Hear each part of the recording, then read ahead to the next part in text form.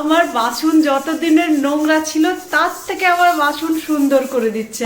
আজ 3 দিন থেকে ব্লগ শ্যুট করছি, ভীষণ সময়ের অভাব তো করতে পারিনি। তো আমরা প্রত্যেক দিন সন্ধেবেলায় 7টা থেকে 9টা ইভিনিং ওয়াকে যাই। তো ওয়াকটা করার পরে আমরা একটা ক্যাফে আছে ওখানে চা খাওয়া দাওয়া করার পরে চায়ের সঙ্গে একটু টাও থাকে, তারপরে বাড়ি ফিরে আসি। তো যেহেতু 3 দিন থেকে ব্লগ শ্যুট হচ্ছে, তো একটু আমরা যে জায়গাটায় হাঁটতে যাই সেটা আপনাদেরকে পুরোটাই দেখালাম। আর এই যে আমি আর আমার বান্ধবী, তো আমরা এইভাবেই লাইফটাকে মানে কাটিয়ে দিতে চাই। প্রত্যেকের জীবনে ভালো দিন আছে, মন্দ দিন আছে, সব কিছু মিলিয়ে একটা লাইফ কমপ্লিট হয়।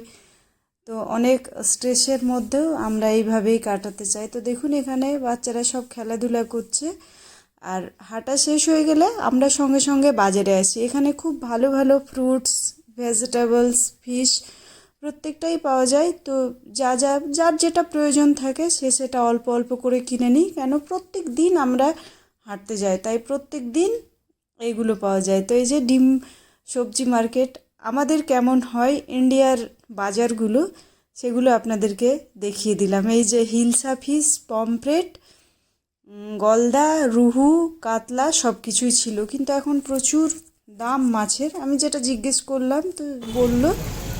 তারপরে এই যে দেখুন এটা একটা ফ্রুটসের দোকান, তো একটু ছোট্ট ভিডিও করে নিলাম।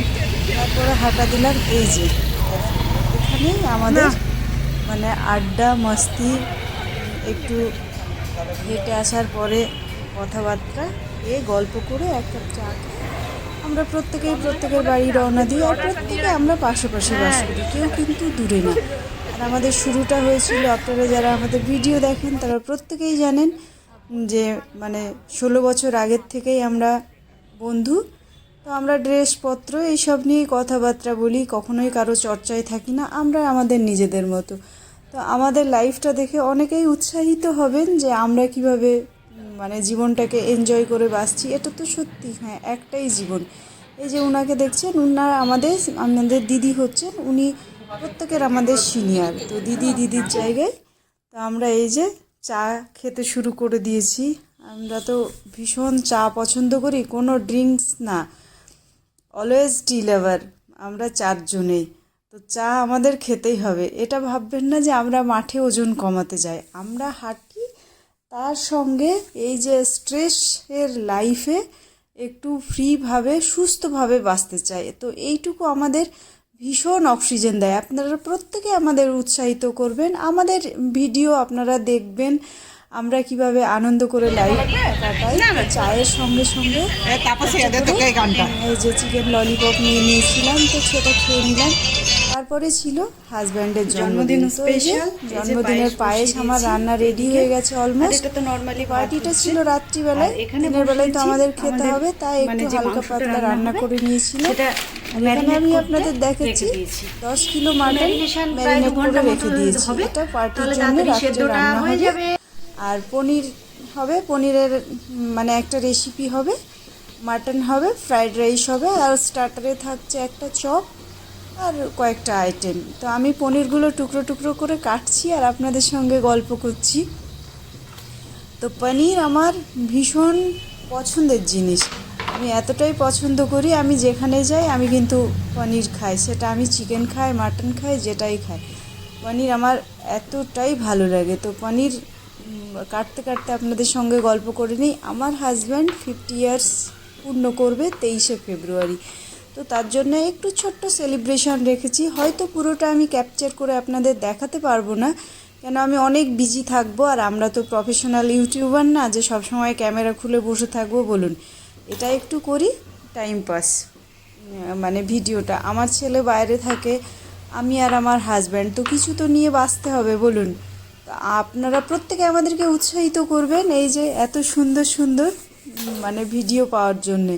তো কি কতটুকু করেছি পুরোটাই দেখাচ্ছি। এই যে এখানে পেঁয়াজটা ভেজে নিয়েছি, বিনস, গাজর, সঙ্গে এই যে এগুলো ভেজে খুব সুন্দরভাবে বেরেস্তা করে রেখে দিয়েছি, পুরোটা দেখাইনি ফ্রাইড রাইস হবে।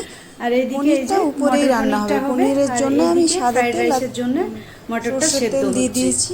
আর ফ্রাইড রাইসের জন্য ওদিকে পনির মটরটা গ্রেভিটা সেদ্ধ তৈরি হচ্ছে। হচ্ছে। আর এই যে আর এই যে পনিরের এদিকে গ্রেভি রেডি হয়ে পনিরগুলো গেছে। টুকরো টুকরো করে কেটে রেখে পনিরগুলো ওই দিয়েছি। গ্রেভির মধ্যে দিয়ে তো আর দেবো, অনেক কিছুক্ষণ পরিমাণে গ্রেভিটা হয়ে পনির, গেলে তাই ভাজা আমি এটাকে পসিবল না।